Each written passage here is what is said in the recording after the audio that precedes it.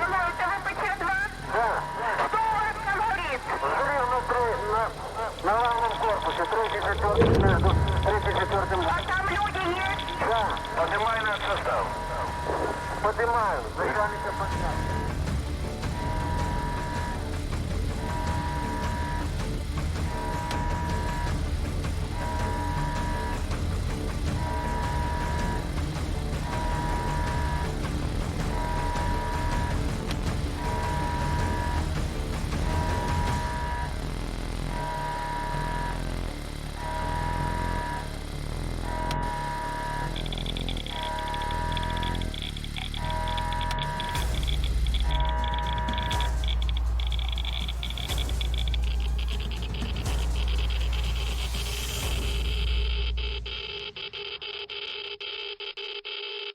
On April 26, 1986, a catastrophe shook the whole of Europe.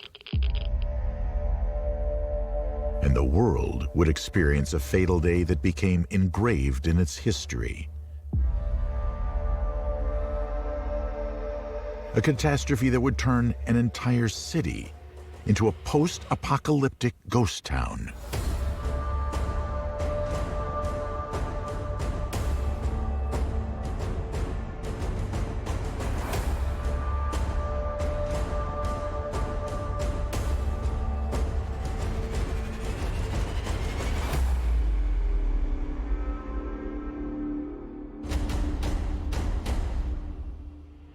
A disaster that revealed the true devastating nature of nuclear energy in the wrong hands.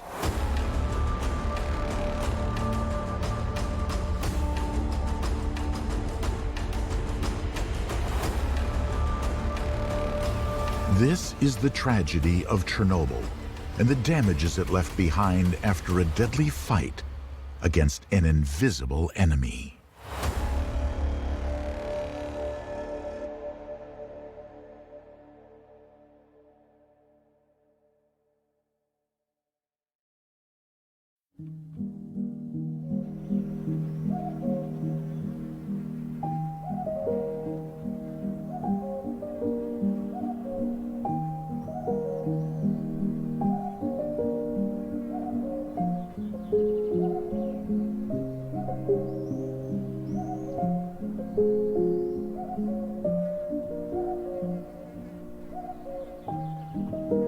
This appears to be pristine wilderness, a world full of life.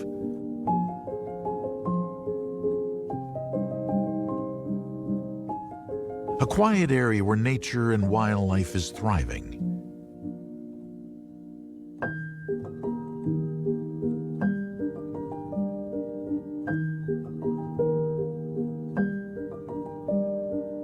This could be paradise on Earth.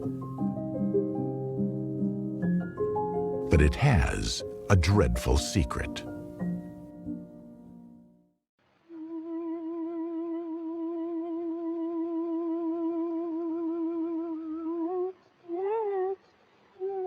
Ukraine, 1986.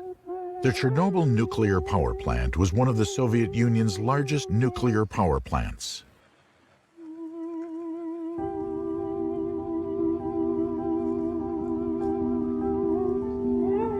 Located 60 miles north of Ukraine's capital city of Kiev and near the border of Belarus.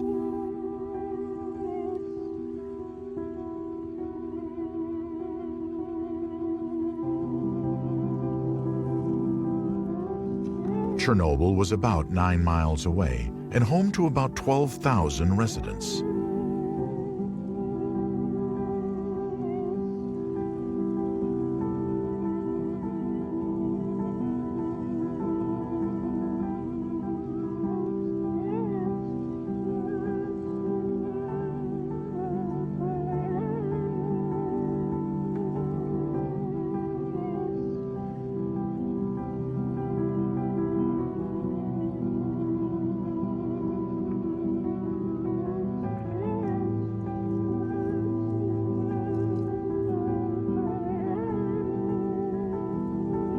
Closer to the plant, only 2 miles away from the reactors. The city of Pripyat was built in 1970 as a home for the plant workers. This new city had high quality and modern high-rise buildings.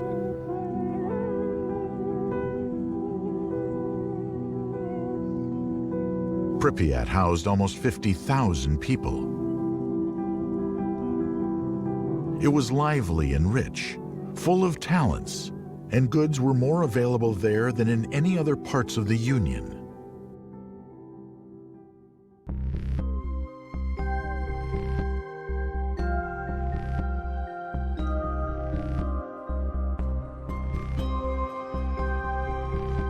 Pripyat was the perfect execution of Soviet planning and ideology. It seemed to be promising. But its future wouldn't be the bright one that had been predicted. In the spring of 1986, its fate was sealed.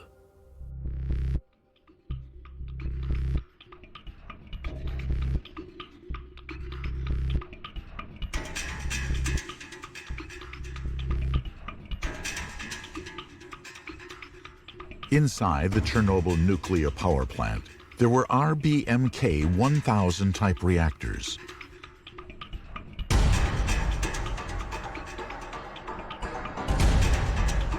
They would be proven to be highly dangerous due to having a design flaw. According to the workers, reactor number 4 was the best of all.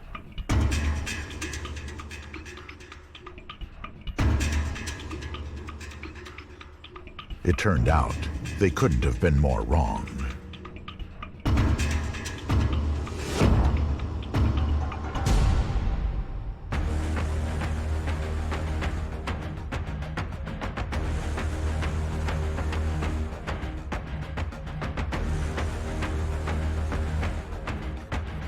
On 26th of April, 1986, at 1:23 a.m., a catastrophe shook the whole of Europe.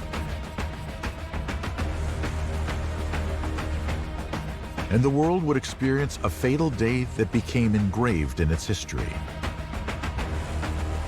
A major nuclear accident. One of the worst man-made disasters of all time.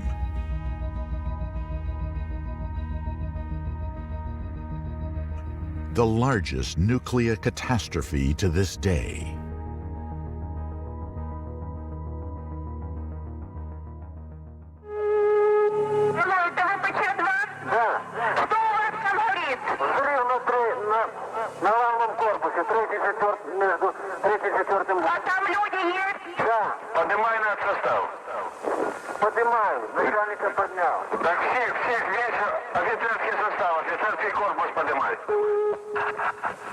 Пожарная охрана. Алло, Иванков. Да-да. Значит, вы выезжаете в Припять?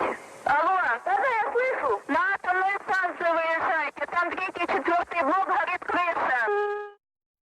The amount of radiation was 400 times higher than what was released by the Hiroshima and Nagasaki bombs in 1945.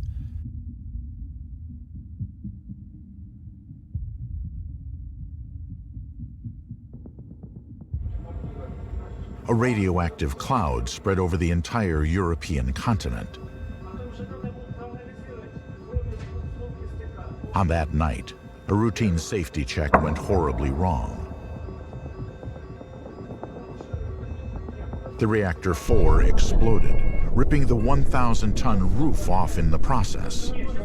The power plant was shaken by 2 enormous explosions.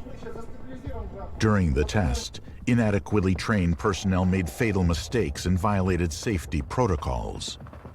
Despite attempts to shut down the reactor entirely, a power surge caused a chain reaction of explosions inside.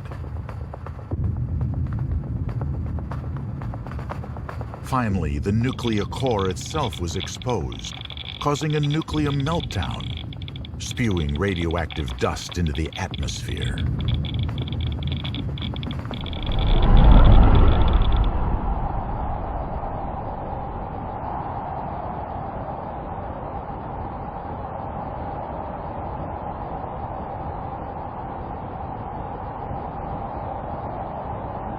In the springtime of 1986, where flowers were supposed to bloom and nature come back to life, a whole ecosystem was disturbed, broken.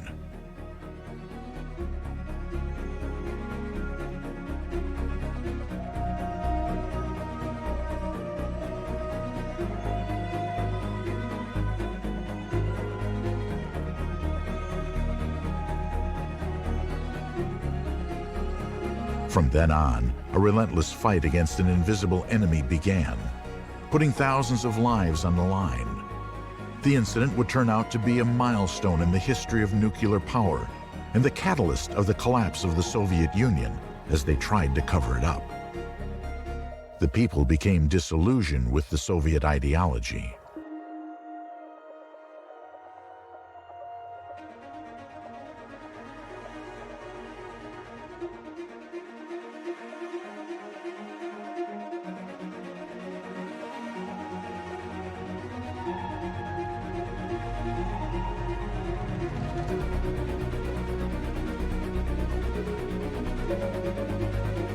The station immediately became unsuitable for human life, and this disaster will haunt its inhabitants and have repercussions on the country for thousands of years.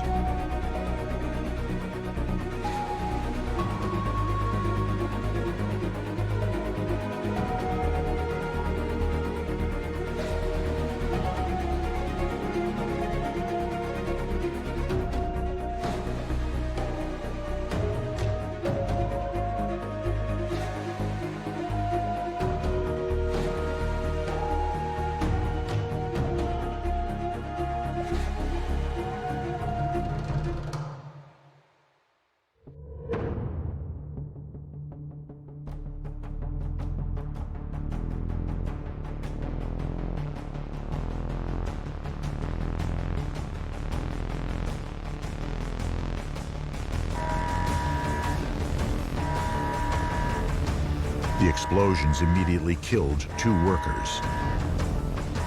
They were the first to die within hours of the accident. More than 100 were injured.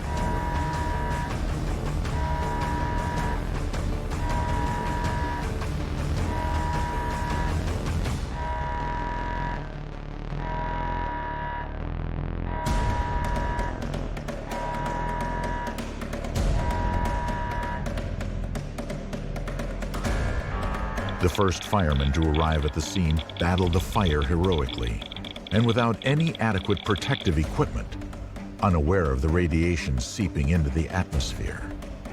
They poured tons of water on this strange fire, but nothing seemed to be putting it out. Some began to lose consciousness. Others started vomiting. At least 5% of the radioactive reactor core was released into the atmosphere.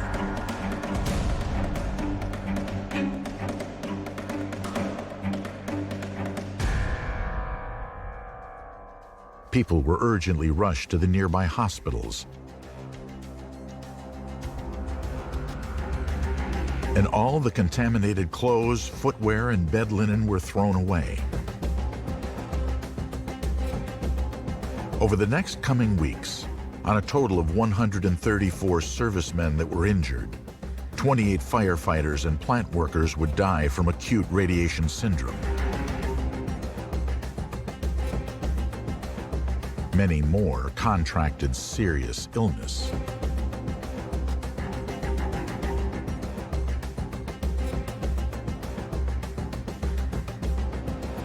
They were the first victims of Chernobyl.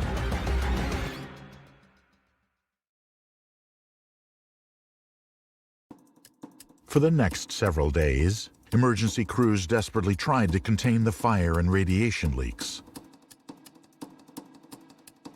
The death toll kept climbing. The fire was still burning.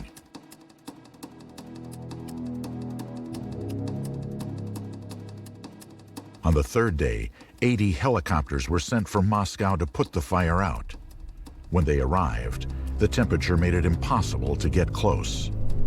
From the air, soldiers threw out 80 kilograms of sandbags into the blaze with their bare hands, to fill up the reactors and smother the fire. In 2 days, 2,400 tons of lead would also be dropped into the reactor.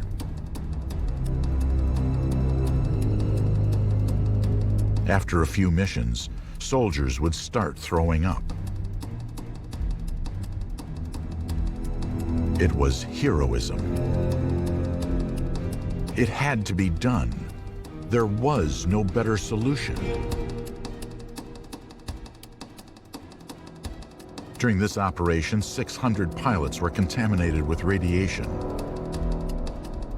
There was despair and hopelessness as the situation seemed impossible to deal with.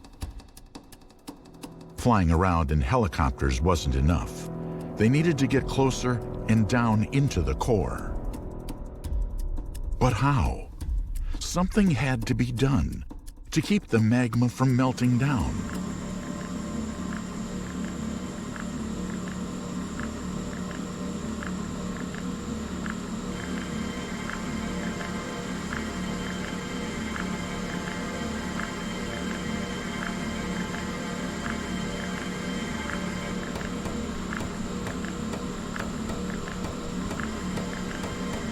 They came up with a solution, but it would cause the loss of more lives. They built a 550-foot-long tunnel below the reactor. The fire took 10 days and 250 firefighters to extinguish it.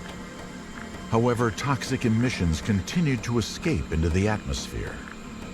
Later on, the crews discovered something horrific: the most toxic mass on Earth.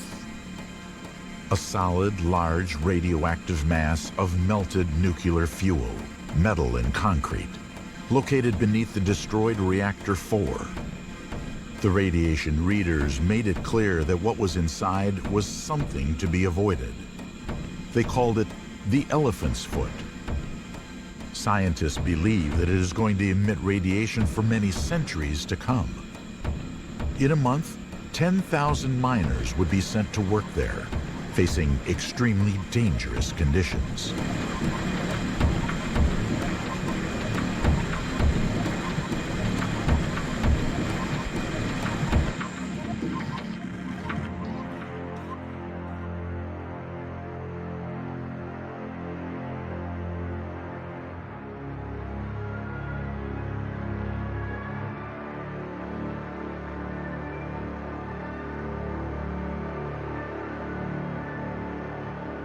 A total of 600,000 rescuers, including firefighters, pilots, miners, and local volunteers, were sent from all over the Union to fight against this terrifying invisible enemy and to clean up the disaster.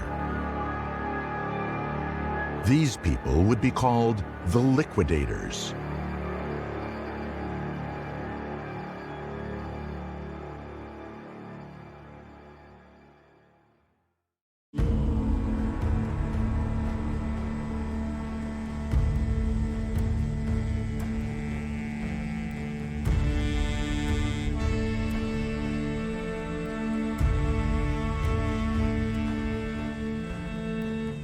These men and women who fought a ruthless battle have now become almost forgotten heroes.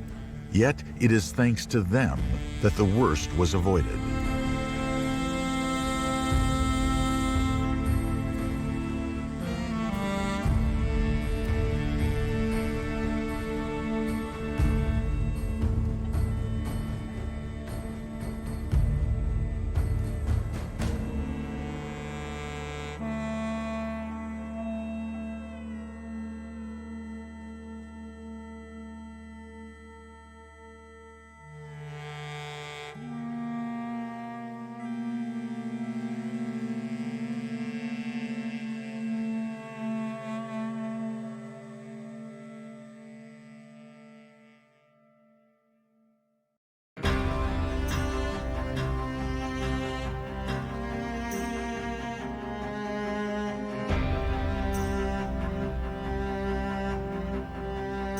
At the Kremlin in Moscow, 8 hours after the disaster, Mikhail Gorbachev, leader of the Soviet Union, received very limited information on the situation.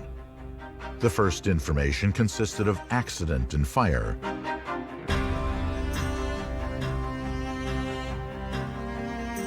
but no word about an explosion.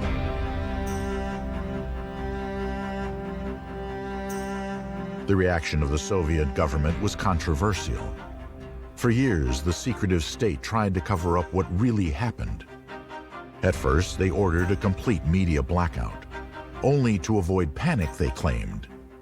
The less knowledge and the more silence, the better. But frightening gossips were already going around the city. The situation was underestimated.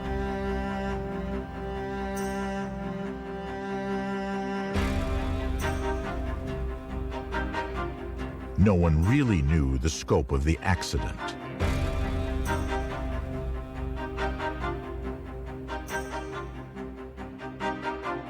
Even doctors were strictly instructed not to tell the patients that something was wrong, and that they would lose their jobs if they said anything opposite. A few days after the accident, and despite alarming radiation levels, authorities still encouraged people to participate in May Day celebrations, even in areas they knew to be seriously contaminated. Disturbingly, all footage of May 1st, 1986 has now disappeared from the Ukrainian National Archives.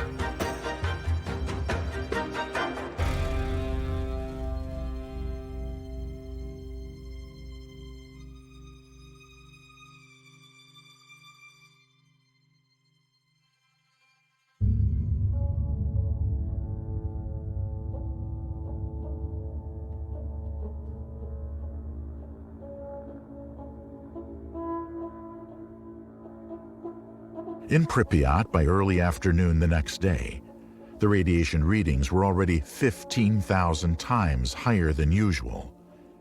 By the evening, it had increased even more, creating a lethal dose for the inhabitants. They would die in only 4 days if they stayed.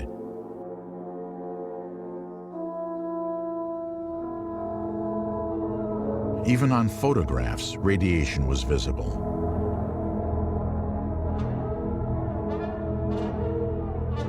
But the city's communication was cut and all roads were blocked to make sure no information left the municipality.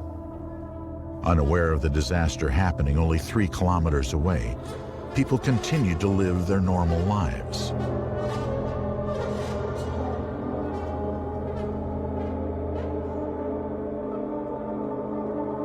Children continued to play in the radioactive sand of the amusement parks, while radioactive particles were falling on the grounds.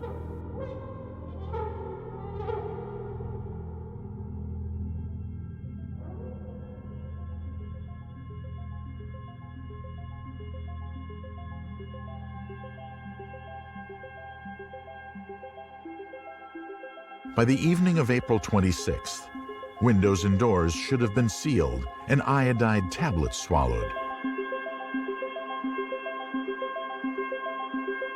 But such an order had not been given.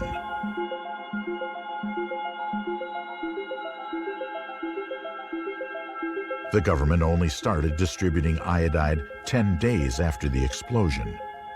Wrong doses were also administered to children. By that point, it was useless. Iodide can protect from thyroid cancer only if it's given in the right time, a maximum of 18 hours after exposure.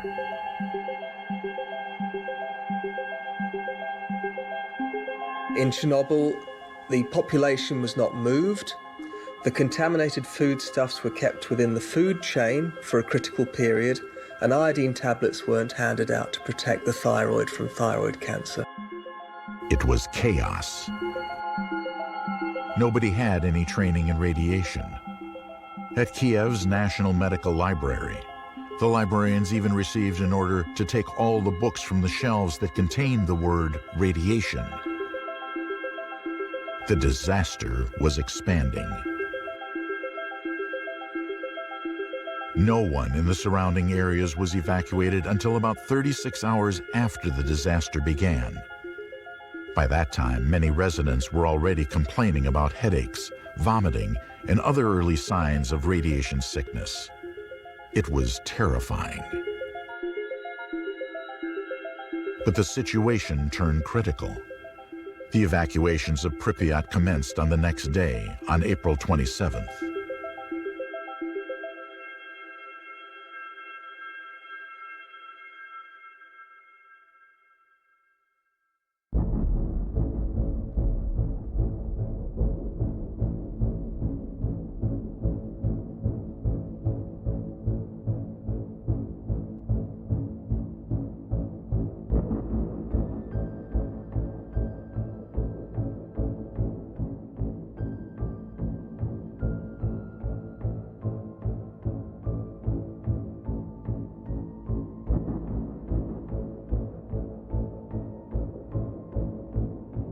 The people living around Chernobyl were finally notified about the accident.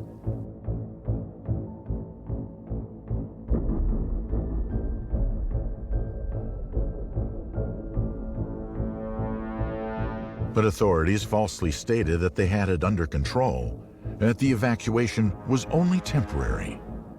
Only the most necessary belongings were needed. Personal documents and some food, they were told.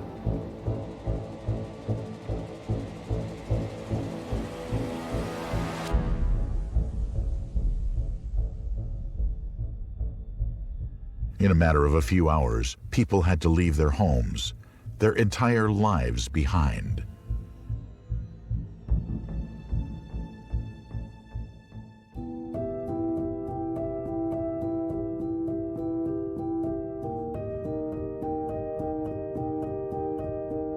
They were told that they were leaving for 3 days only.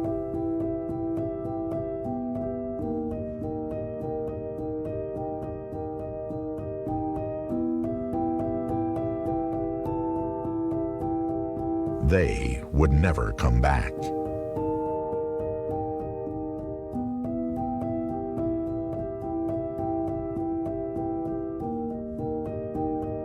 The evacuation was a massive operation. 49,000 people were forced to flee in under 4 hours.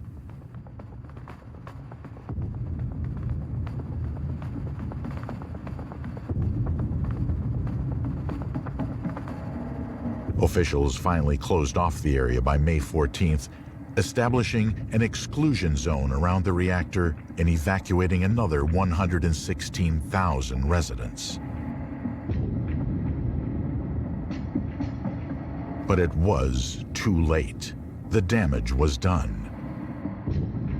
Somebody at the top has to decide what's going to happen. But what I don't think will happen is that they will suddenly, as it were, come clean and become very open, allow international inspection and so on.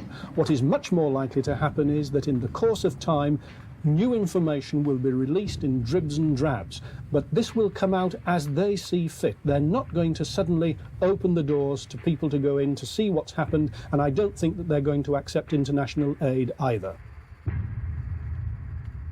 People were moved to other regions in Ukraine, and most of the power plant workers were sent to Kiev.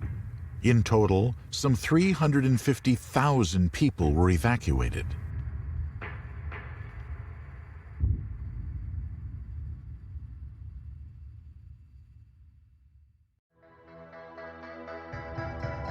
No news about Chernobyl surfaced until the next days in the rest of the Soviet Union. In fact, the citizens only found out about the catastrophe via foreign communication channels. The Soviet media channels kept quiet until Sweden was the first country to detect that something disastrous had happened. This forced the Soviet government to come out.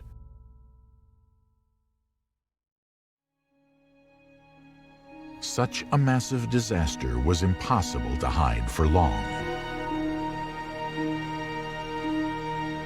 Radiation spread quickly around Europe, immediately affecting Scandinavian countries.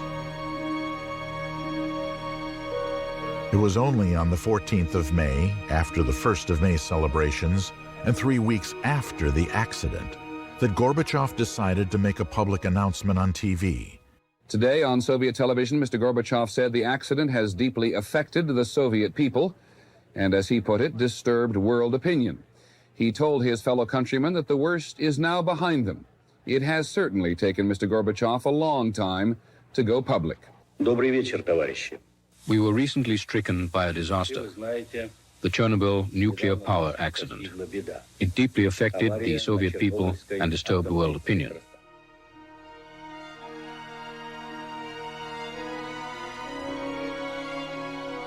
The news finally reached the entire country.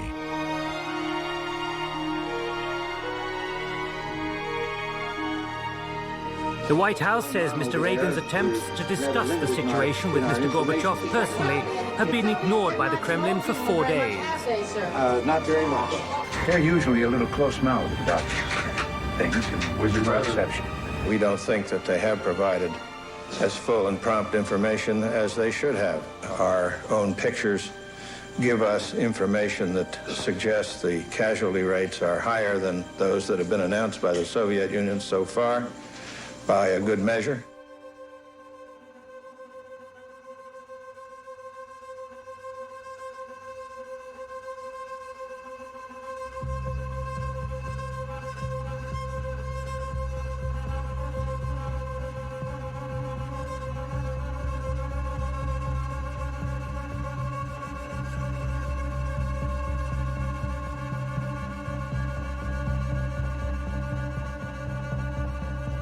As the crisis continued, more economic, technical, and scientific forces were mobilized.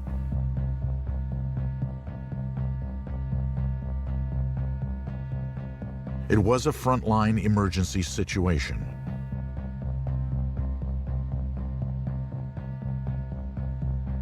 The radioactive cloud continued to drift over Europe. It soon reached the United Kingdom, France, and Italy. The French authorities denied its presence.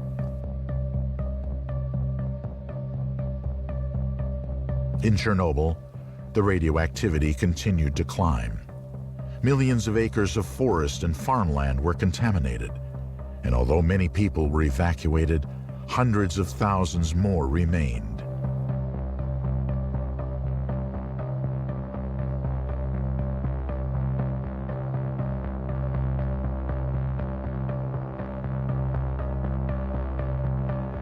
Animals were also highly contaminated and left abandoned. Nobody took care of them.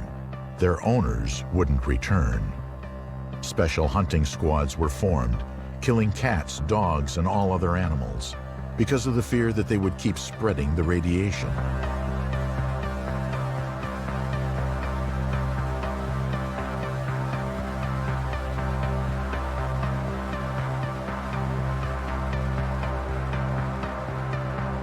Soon, but unfortunately not soon enough, the entire world realized that it was witnessing a historic event.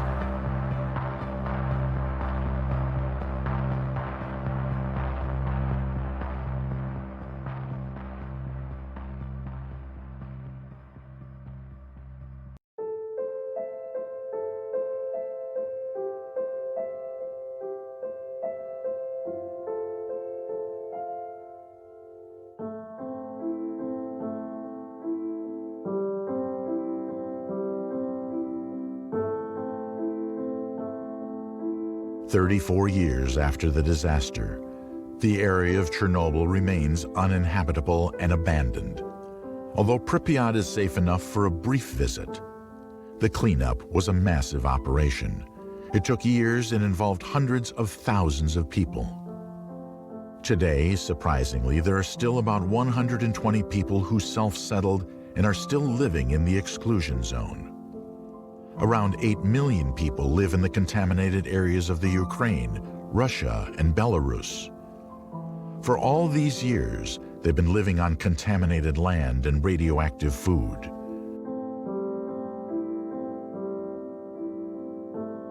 This is an issue that has been systematically ignored.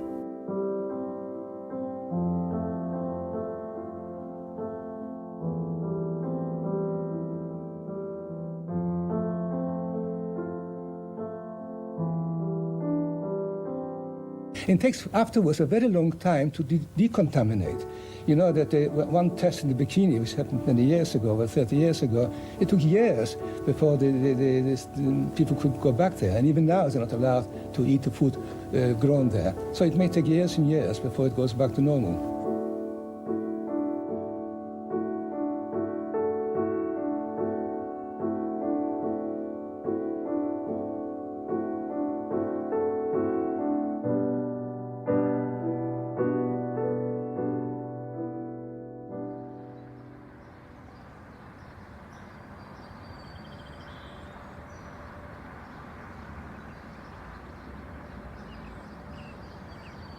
The consequences are still felt nowadays.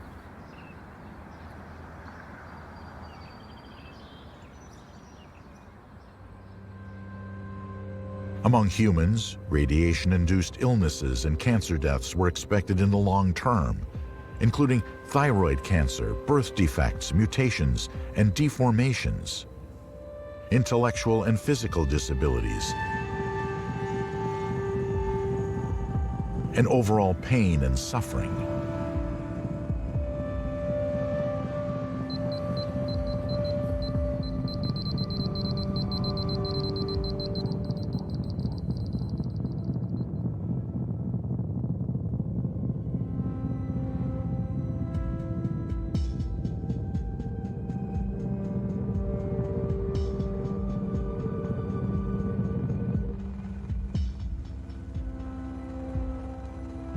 Livestock and wildlife were also highly affected.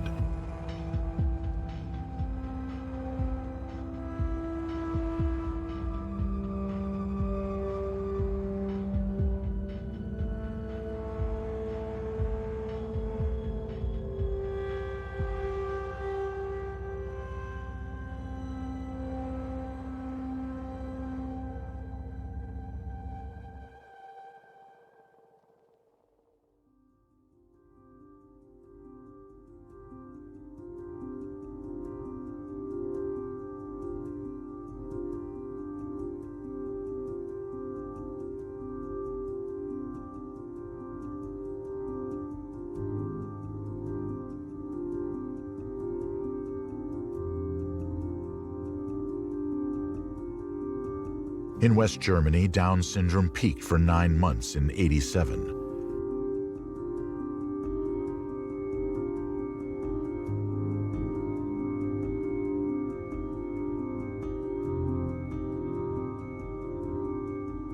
The United Nations Scientific Committee reported that more than 6,000 children developed thyroid cancer after being exposed to radiation.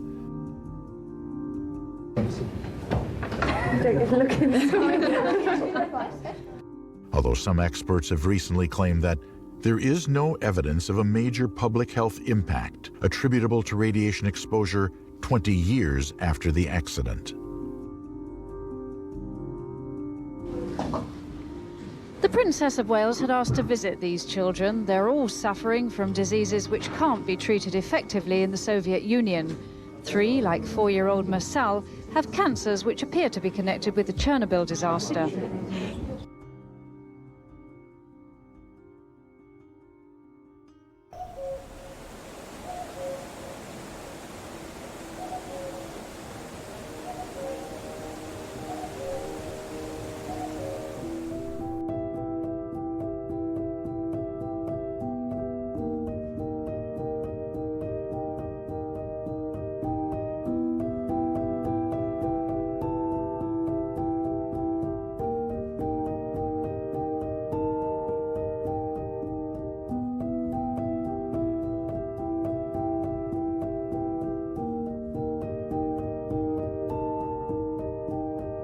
The liquidators were incapable of going back to a normal life.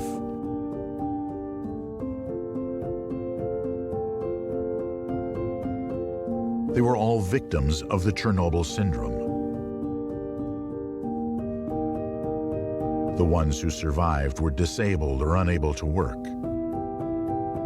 You know, even robots couldn't work on top of those buildings because of the radiation. And so they sent people. It was so dangerous the men never stayed more than 20 to 40 seconds up there. Otherwise they'd get completely irradiated.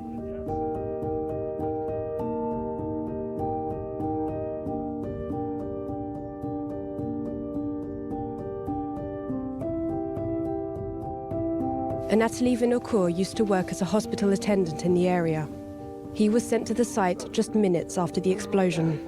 The doctors found radiation burns on my face, in my thoracic cage and in my throat. I could hardly eat. And through my window, all day long, I saw a car that drove big black bags straight to the cemetery. Today, Anatoly suffers from a dozen illnesses, all as a result of the exposure to the radiation. And with a small pension to live on, he struggles to cope with the medication expenses. The association Soyuz Chernobyl offers financial support to victims like Anatoly. Its president says that many of them have the impression they have been forgotten. Medical help to the people of Chernobyl has shrunk 8-fold. Today it's only 6 million hryvnias. That's equivalent to 20 euro cents per person per year. The Ukrainian government has no respect.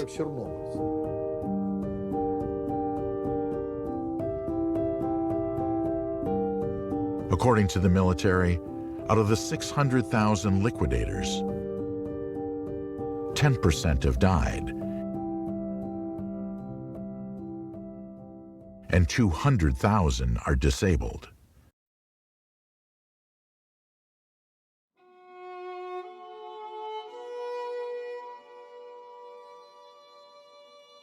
The real amount of radiation these people are exposed to has never been revealed to them.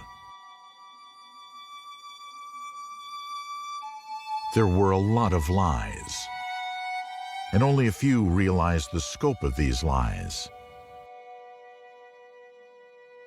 On the second anniversary of the Chernobyl disaster, on the 27th of April, 1988, Valery Legasov, the chief of the commission investigating it, and who had worked so hard to unveil the truth, decided to end his life.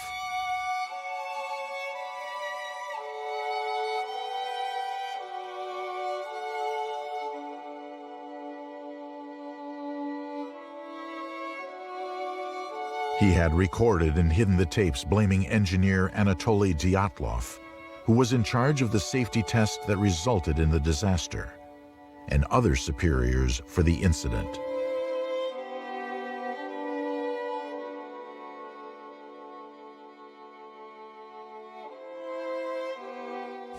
We are going to talk this afternoon about the impact of Chernobyl. Something of the order of 40 or 45 deaths might be expected in all subsequent years as a result of this accident.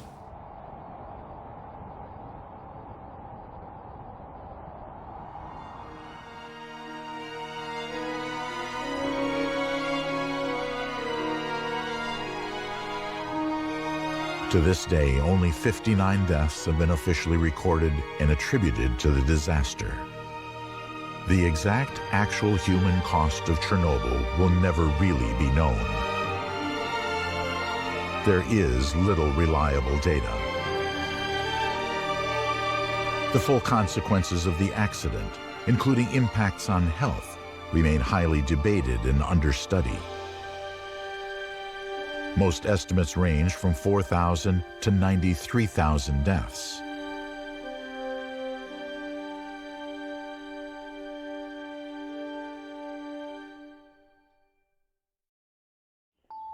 In the first few months following the catastrophe, Pripyat became a conservation reserve. Flowers were planted along the pavements, goods were still in the shops, and even the traffic lights continued to work. But there was no cars and no sign of human life. As time passed, the city became more and more empty and silent. Some old inhabitants illegally climbed back into their own homes to see if they could find the belongings that they'd left behind, only to realize that nothing was there and that it was all over. People came to rob the shops and stole what was left. People still take things from the dead city as souvenir. Pripyat may well be the last place on Earth to conserve a little Soviet Union in its 1980s state. Now, trees and plants have grown in the middle of the roads and are reclaiming the whole town. The flowers are gone. The Soviet apartments are crumbling. The 1st of May parade's posters still decorate the buildings. The amusement park with the bumper cars were never used, and the Ferris wheel that never turned has become an iconic symbol of the disaster.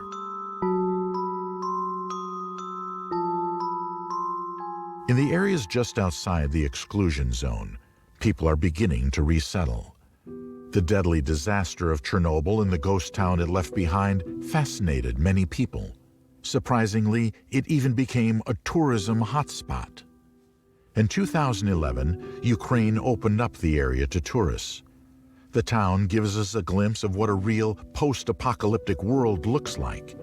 Deserted towns, abandoned buildings, overgrown streets, high grass, rusty vehicles, everything crumbling, breaking, and among these, wild animals. It attracts numerous tourists who are interested in its history, in its danger, and in immersing themselves in the past. In fact, the exclusion zone was ranked the most exotic place for tourism in the world by Forbes in 2009. The zone is visited by more than 70,000 people from all around the world every year. This place of tragedy became a legend and is popular among photographers and authors. It is also featured in movies and video games. Even illegal visitors began to sneak into the no-go zone. Hunters and explorers who are looking for an adrenaline rush or hoping to find scary scenes and objects still enter the sites that are strictly prohibited. It is said that the town will fall completely into ruin on its own in the next 20 years. The city that was once so full of life only left eerie memories. The city that once represented hope and triumph represents today destruction and defeat. Pripyat was removed from the maps. It became a dead city. However, today, it seems that nature has started to come back to life again.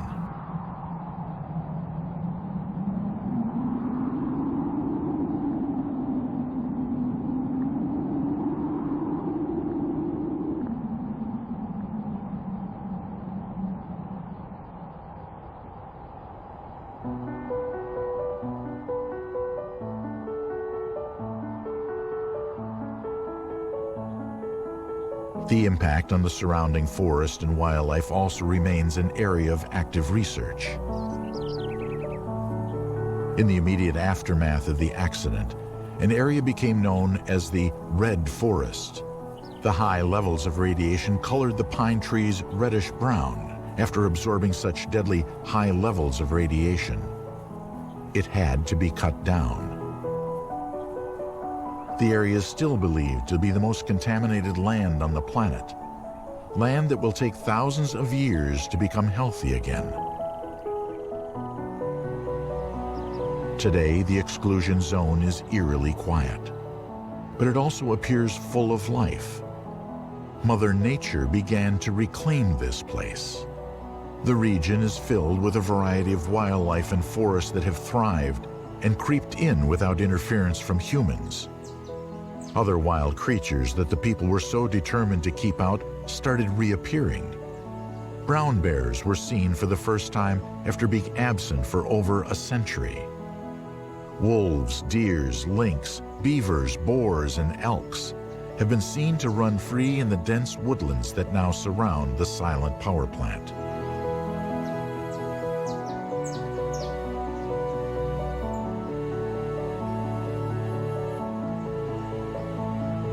The man-made disaster that ruined this place turned it into a unique sanctuary for wildlife.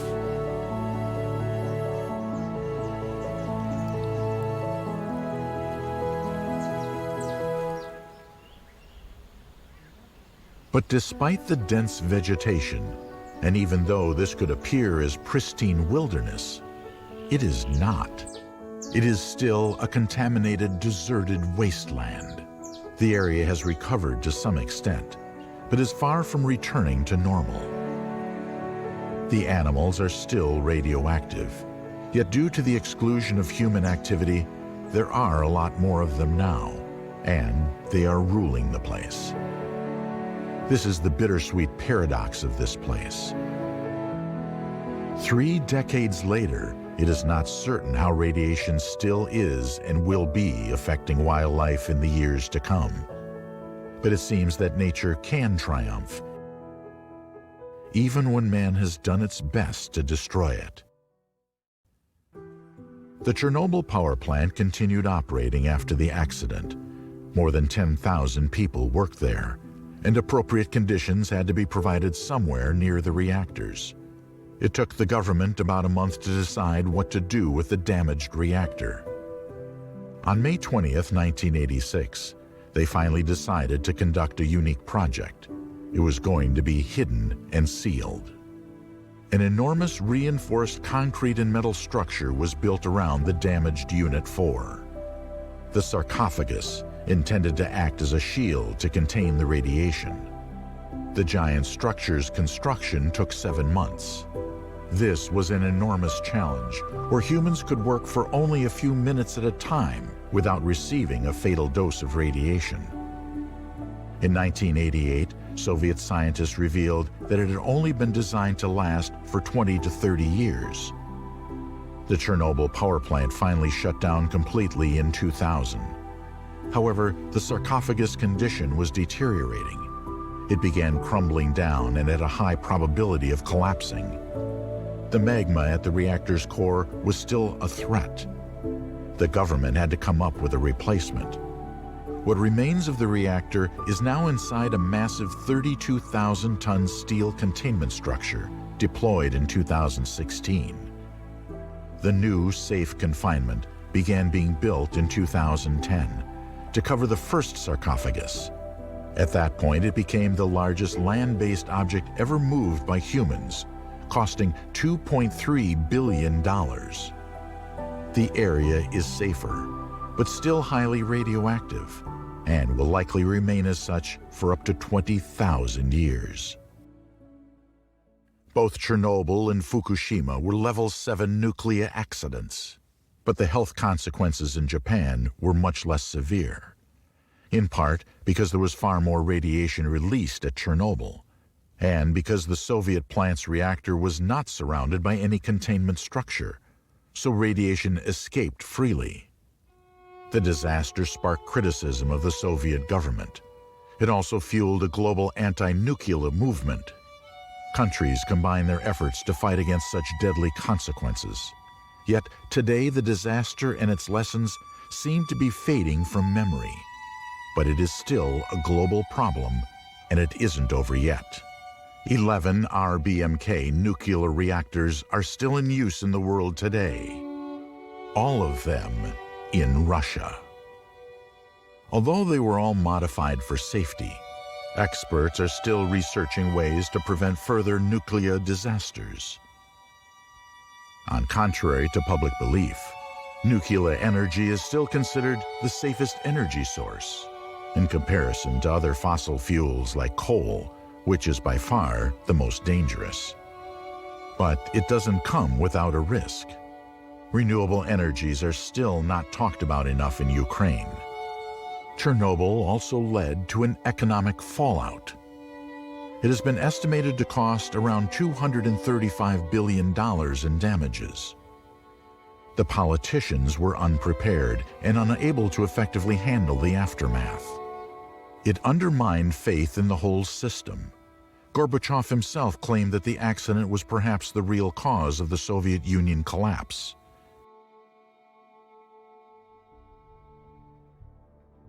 Chernobyl revealed the potential dangers and the true devastating nature of nuclear energy.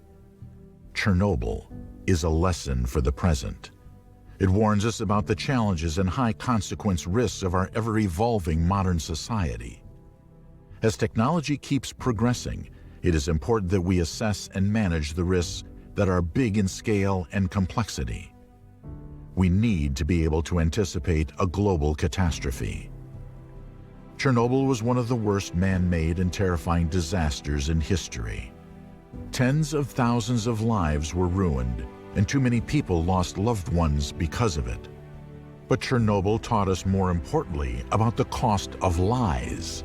By highlighting the flaws of the system, it revealed how they can lead to disaster, and how the way we tell information about what really happened can cause harm. If anything has been learned, it is that response to such a disaster needs to be based on clear facts, on science, and not fear. Being transparent in today's society is a necessity, because the truth may be elusive, but consequences certainly won't. We're all part of the same planet, and when a world disaster happens, its countries and their populations deserve to know what is happening in order to avoid what happened at Chernobyl. Proper knowledge, protocol, and equipment is necessary.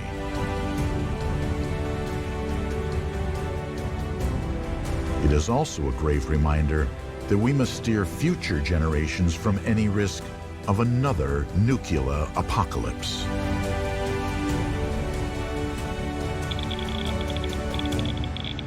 The past cannot be undone, but we can learn from it. Chernobyl is a grave reminder of the power of nuclear energy in the wrong hands and the consequences of lies.